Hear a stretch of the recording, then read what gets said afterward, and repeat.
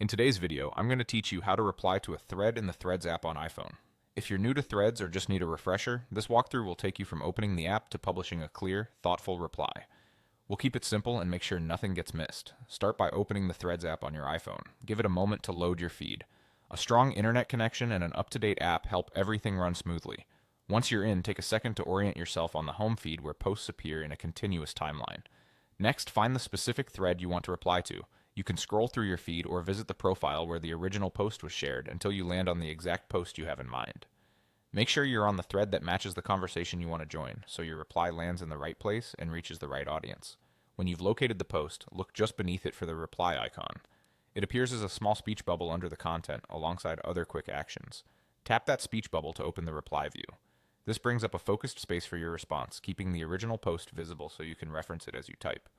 Now tap the reply text field. Your keyboard will slide up and the cursor will appear in the field, ready for your words. This is your canvas to contribute meaningfully to the conversation. Go ahead and type your reply. Keep it clear, respectful, and on topic so others can easily follow along.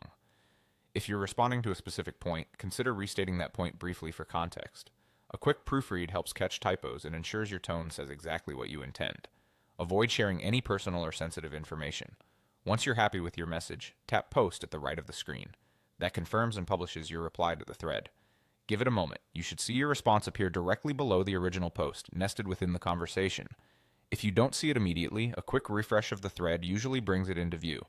And that's it. You opened Threads, found the right post, tapped the reply icon, selected the text field, wrote your message, and posted it. With these basics, you're ready to participate confidently and keep the conversation moving.